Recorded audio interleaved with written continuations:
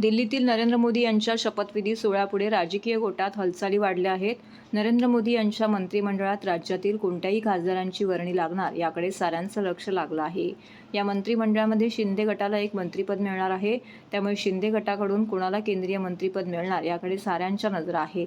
या मंत्रिपदासाठी 2 खासदारांच्या नावाची चर्चा आहे, तर काही खासदार डॉक्टर श्रीकांत शिंदे यांच्या नावासाठी आग्रही आहेत. याच दरम्यान मंत्रिपदाचा निर्णय मेरिटच्या आधारावरती होईल असं वक्तव्य मुख्यमंत्री एकनाथ शिंदे यांनी केलं आहे. नरेंद्र मोदी रविवारी तिसऱ्यांदा पंतप्रधानपदाची शपथ घेणार आहेत. नरेंद्र मोदी यांच्यासोबतच घटक पक्षातील 18 जण मंत्रिपदाची शपथ घेण्याची शक्यता आहे. मोदींच्या मंत्रिमंडळात श्रीकांत शिंदे यांची वर्णी लावण्याची आग्रही मागणी शिंदे गटातील काही खासदारांनी केली आहे. मात्र श्रीकांत शिंदे यांना मंत्रिपद मिळण्याची शक्यता कमी असल्याचं बोललं जात आहे. श्रीकांत शिंदे यांना मंत्रिपद द्यावं अशी मागणी काही खासदारांनी मुख्यमंत्री एकनाथ शिंदे यांच्यासमोर मांडली. यानंतर खासदारांचे मेरिट पाहूनच मंत्रिपदासाठी मी त्यांचा विचार करेन असं मुख्यमंत्री एकनाथ शिंदे यांनी सर्व खासदारांना सांगितलं आहे.